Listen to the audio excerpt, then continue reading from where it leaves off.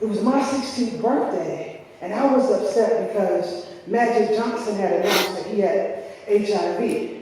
Now, Magic was one of my idols. You know, I was Magic Johnson on the basketball court. Yeah, I dribbled through my legs. I passed behind my... Okay, I didn't pass behind my back, but I tried it a couple of times. But it's funny how you don't really pay attention to something until somebody like Magic Johnson gets it, or until a family friend passes away from having it.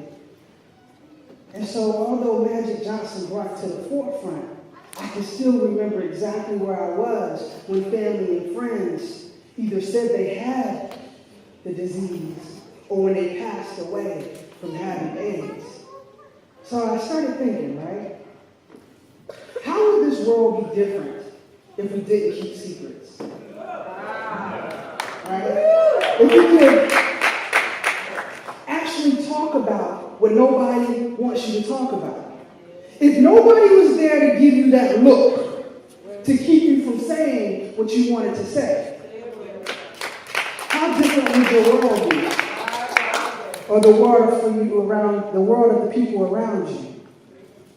I mean, if you could actually talk about what nobody wants to talk about, or if you could ask the questions about the things that you are curious about, or if you actually knew why you couldn't ask the question.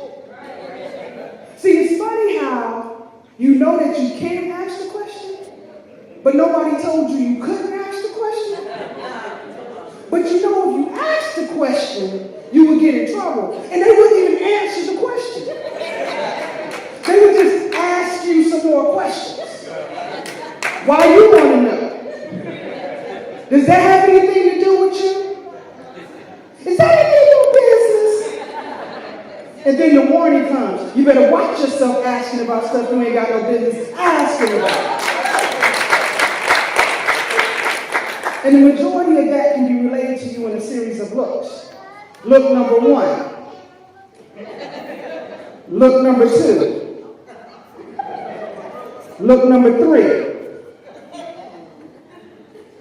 Or don't forget the warning that can be relayed to you and communicated to you with a series of moves. First, the head tilts as they look at you directly in the eye. Then the finger points. Then the head and the finger begin to shake as they begin to leave the room. Then you find yourself standing there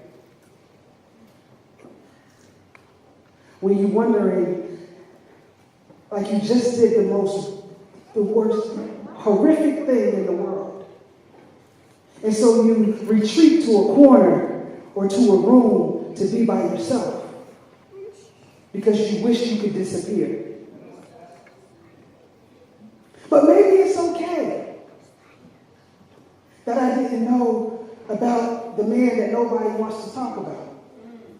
Or why this particular person comes to the house late at night, knocks on the door, and nobody seems to hear it. Or what about the child that you're told is your cousin, but you can't seem to find an aunt or uncle that they belong to? Well, how about if you can actually hear the conversation that they won't have until you leave the room? Shh. You hear that? Silence. Maybe it's all right that I didn't tell you that the family friend touched me. Only the entire cheerleading team hung out there every day. It's all right that you didn't tell me that she died from AIDS. I only took care of her because she had the flu. It's all right that he treated me like shh, because he never knew his father or any other real man. I have no reason to think anything was wrong because he came and stayed for 3 years and then went away for 6 months, came for another 2 years, and then left for 20 years, but he always seems to call collect. Or maybe it's all right that I had my first child at 16 because you wouldn't talk to me about sex.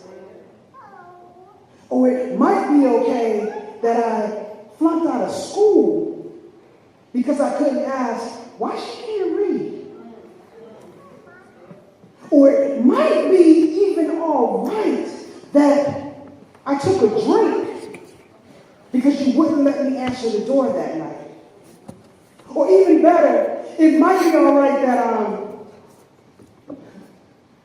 I contracted HIV because I didn't know his story. Or possibly, I would not have committed suicide if I knew how it affected you before. Shh. It's a secret.